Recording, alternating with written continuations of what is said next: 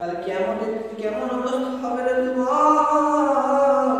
আমি শুধু একটু আপনাদেরকে টান দিয়ে যাই, আপনাদেরকে একটু বুঝাই দিয়ে কিয়ামতের দিন কেউ কারো আপন নয়, শুধু একটু বুঝে যাই।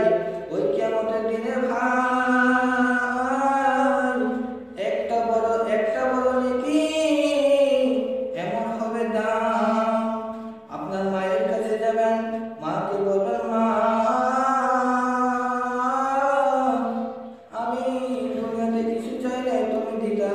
আজকে আমি একটা নেকি চাইছি, আমাকে একটা নেকি দাও।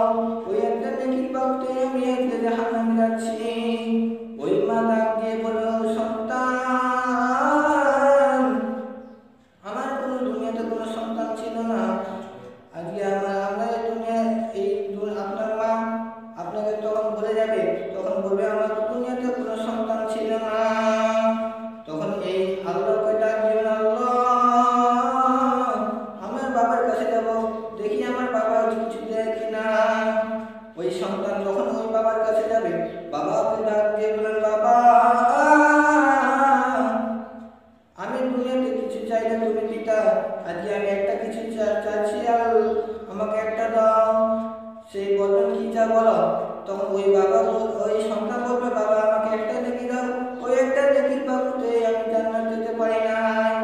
ওই বাবাও তখন ওই কিয়ামতের দিন তখন বলবে, আমার কোনো দুনিয়াতে কোনো সন্তান ছিল না। তখন আপনি ভাইয়ের কাছে যাবেন, ভাইকে বলবেন, ভাই দুনিয়াতে তুমি যদি কিছু মারামারি হইলে আমি আগে যেতাম, আজকে আমি আমার কাছে আগে আসো। সেই ভাই বলবে, বলো কি বলো? সেই ভাই বলবে, আমাকে একটা নেকি দাও। ওই একটা নেকির বদলে আমি জান্নাত যেতে পারি নাই। ওই ভাইও বলবে, আমাদের দুনিয়া কোনো ভাই ছিল না, শুধু একটা নেকির বদলে আপনাকে তখন পরিচয় দিবেন। তাহলে কিভাবে আমরা দুনিয়াতে ব্যস্ত হয়ে গেছি? এত ভাব কিসের, এত অহংকার কিসের? আপনি মনে দেখেন আপনার দেহটা বলে পচে সব সাকার হয়ে যাবে। আজকে আমরা এই অহংকার করে আমরা মনে করি আমি ছাড়া কোনো দুনিয়া চলে না, আমরা এটা মনে করি। কিন্তু আপনি আজকে মনে দেখেন, আপনার আত্মীয় স্বজন, আপনার বিবি বাচ্চা গণ সবাই আপনাকে ভুলে যাবে। আপনাকে মাটি দিবে, মাটিতে 3 দিন ইমদাদ করবে, 40 আর কি করবে, কি করা যাবে না।